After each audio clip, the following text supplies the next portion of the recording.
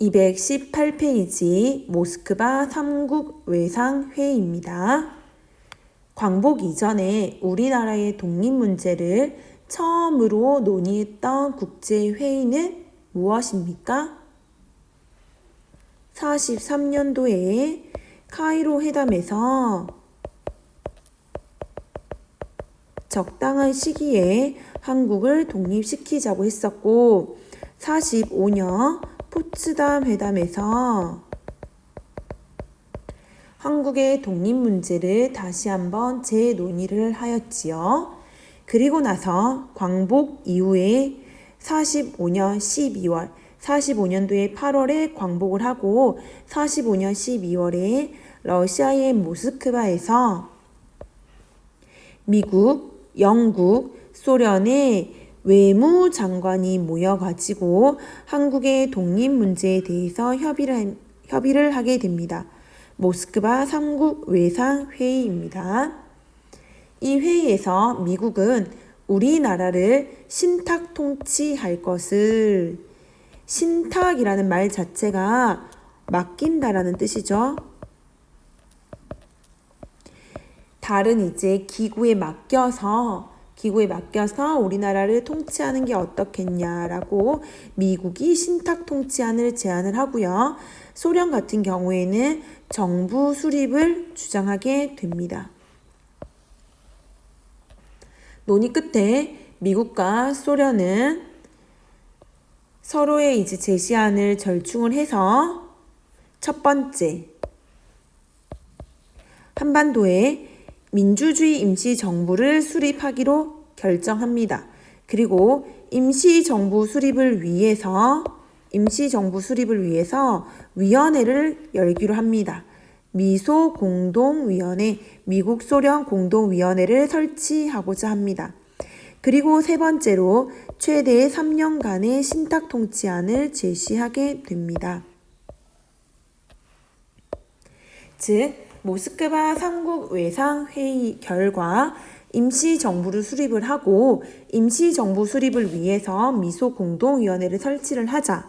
그리고 임시정부가 수립되는 기간까지는 최대 5년은 신탁 통치를 하자는 게 결의됩니다. 모스크바 3국 외상회의의 소식이 국내에 전해지는 과정에서 잘못 전해지게 되는데요. 모스크바 3국 외상회의는 임시정부를 수립하는 것을 가장 방점을 두고 있어요.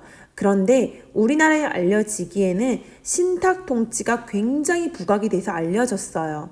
그리고 이 신탁 통치는 누가 제시했다? 소련이 신탁 통치를 제시했다고 크게 알려진 거예요.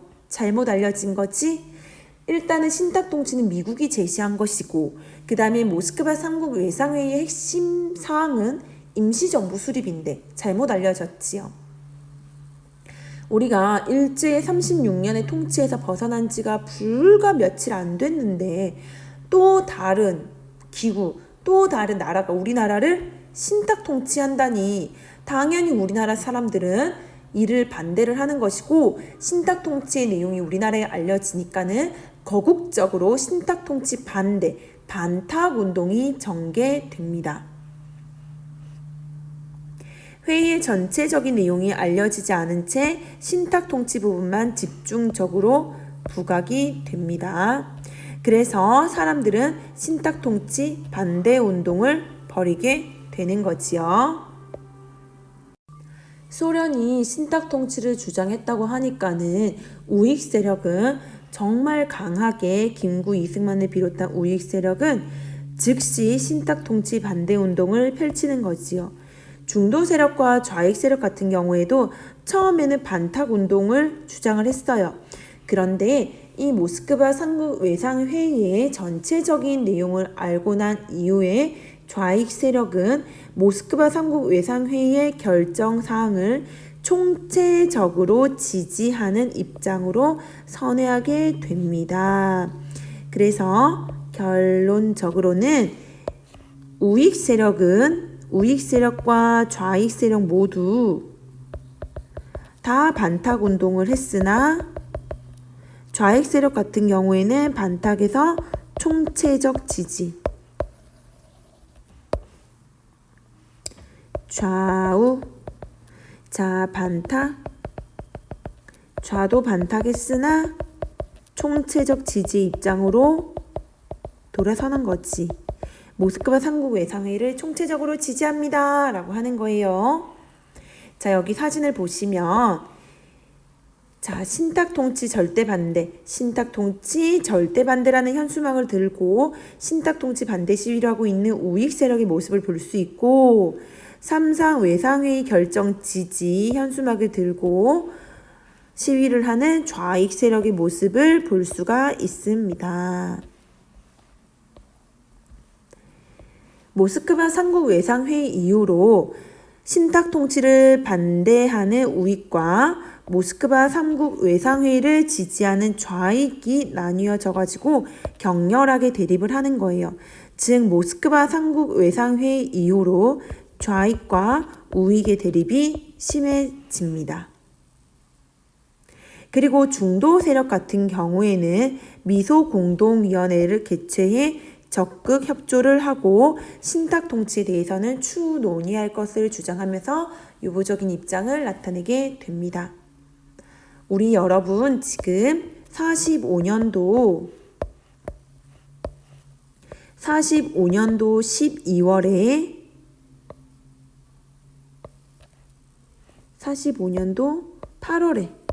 45년도 8월에 광복을 했고 45년도 12월에 모스크바 3국 외상회의가 개최됐어요. 외상회의 내용에 따르면 임시정부 수립을 논의하기 위해서 그렇지 미소공동위원회 열기로 했잖아. 46년도 3월에 미소공동위원회가 개최됩니다. 46년 3월 덕수궁에서 미국과 소련의 대표가 공동위원회를 열었어요. 그런데 여기 미소공동위원회가 결론적으로는 5월쯤에 결렬돼요. 제대로 된 합의 내용을 보지 못한다는 거지. 5월에 결렬돼요. 왜냐면 당시 미국과 소련의 의견이 달랐기 때문인데, 소련이 뭐라고 하냐면 임시정부 수립에 참여할 수 있는 정당이나 사회단체는 모스크바 3국 외상회의에 찬성하는 세력만 참여할 수 있다는 거예요. 자, 모스크바 임시정부를 수립하기 위해서는 모스크바 3국 외상회의를 지지하는 정당과 사회단체만 참여시키자는 거지요. 그에 반해서 즉 누구야? 좌익 세력만 임시정부 수립에 참여시키자는 것이죠. 이에 맞서서 미국이 야 그런 게 어디 있어? 임시정부 수립에 참여를 희망하며 누구나 다 참여할 수 있어야지. 미국은 참여를 희망하는 모든 정당과 사회단체를 포함하자고 주장하면서 미국과 소련의 대립이 심해지는 거예요. 즉 미국과 소련은 임정 수립에 참여할 정당이나 사회단체의 범위를 놓고 대립을 한 거예요. 아시겠어요? 46년도 3월에 1차 미소공동위원회예요. 우리는 결론을 알고 있지. 미소공동위원회는 총 2차례 열릴 건데 46년에는 1차 미소공동위원회. 결국 임시정부 수립에 누구를 참여할 것인가를 두고 대립하고 결렬되었다. 그러자 46년도 6월에 이승만 아저씨가 전북 정읍에서 연설을 하는 도중에 무슨 말을 하게 되냐면 미소공동위원회 무기 휴회된 미소공동위원회 언제 다시 열릴지 몰라. 우리 남한만이라도 정부 수립해. 남한만의 단독 정부를 얘기하게 되는 거지. 물론 여러분 이승만 선생의 이런 의견에 대해서 여러 가지로 판단해 볼 수 있겠지만은 당시 우리는 광복이 된 지 채 1년이 되지 않았고 대다수의 국민들은 통일된 정부를 원하지 분단 정부를 원하진 않았겠지요. 그런데 이승만 아저씨가 이렇게 남한만의 단독 정부를 얘기한 이유는 무엇일까요? 우리 이후에 배우겠지만은 우리 아까 앞에서 여러분 보면 소련이 간접 통치했다고 하는 거기 보면 소련은 자기들에게 우호적인 정부를 세우고자 노력했다고 했잖아. 그러니까 소련은 애초부터 사회주의 정권을 세우고자 했어. 어디에? 이북에. 그래서 46년도 2월에 북한은 이미 사회주의 정부를 세우기 위해서 준비를 합니다. 이런 것과 연관 있지 않을까요? 단독 정부 수립 발언. 여튼 여러분, 자, 1차 미소 공동위원회는 아무런 성과를 거두지 못한 채 5월 이후 무기한 휴회됩니다.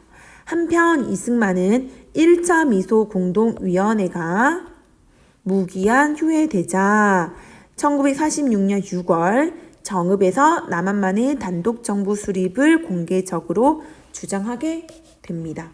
이승만의 정읍 발언 사료를 보겠습니다. 이제 우리는 무기 휴회된 미소공동위원회가 재개될 기색을 보이지 않는다. 통일정부를 고대하나 여의치 않으니 우리는 남방만이라도 임시정부 혹은 위원회 같은 것을 조직해서 38도선 이북에서 소련이 철퇴하도록 세계공론에 호소해야 될 것이니 여러분도 결심하여야 될 것이다 라고 하면서 남한만 정부를 단독으로 남한 단독 정부 수립을 얘기하게 됩니다. 이렇게 남한만의 단독 정부 수립. 여러분 우리는 지금 모스크바 삼국 외상회의 이후로 좌우의 대립이 심해졌잖아. 이런 상황에서 또 남한만의 단독 정부를 수립하고자 하니까는 정말 우리가 분단이 될지도 몰라 라는 위기감이 싹트게 되었고, 그래서 이승만의 정읍 발언 이후에는 좌우 합작운동, 좌익과 우익을 절충하고자 하는 좌우 합작운동이 전개되게 됩니다. 다음 페이지, 다음 주제가 그래서 좌우 합작운동이에요. 근데 좌우 합작운동도 좀 흐지부지하게 끝이 나게 되고 2차 미소공동위원회가 열리지만은 1차 미소공동위원회와 같은 이유로 결렬되고 결국 한반도의 문제는 유엔으로 넘어가게 되었고 유엔에서는 선거가 가능한 지역, 즉 남한만 선거를 하도록 했고 그 결과 우리는 5.10 총선거를 통해서 남한만의 대한민국 정부를 세우고 북한은 북한만의 사회주의 정부, 조선민주주의 인민공화국을 수립 선포하게 되면서 우리나라는 분단돼 한반도에는 두 개의 정부가 들어서게 됩니다.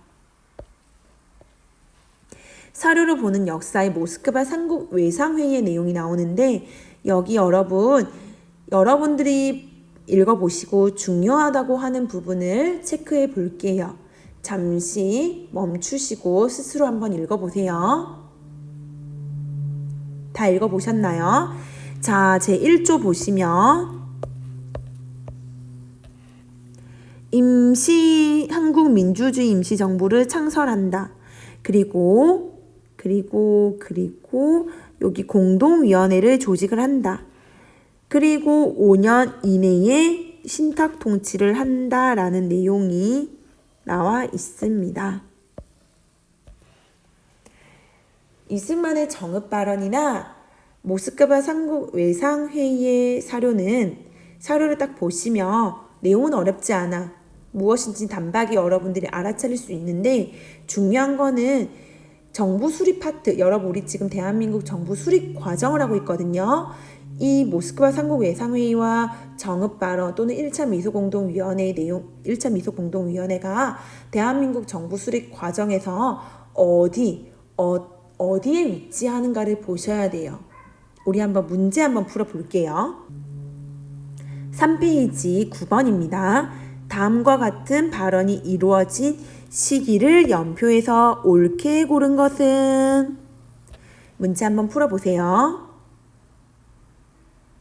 다 푸셨나요? 이게 뭐예요? 그래요. 정읍 발언이지. 무기휴회된 미소공동위원회. 이거 몇 차?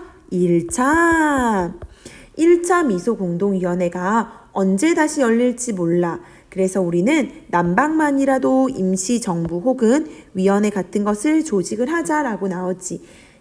이승만이 정읍 발언을 하게 된 거는 1차 미소공동위원회 결렬 이후예요. 그치? 그러면 가는 나가리잖아. 나중에 우리가 곧 배우겠지만은 이승만의 정읍 발언으로 분단의 위기가 높아져서 좌우합작 운동이 전개되거든요. 그러니까 답은 2번이 되겠지요. 거꾸로 가보면 좌우합작 운동의 배경이 이제 이승만의 정읍 발언이라고 볼 수가 있습니다. 끝.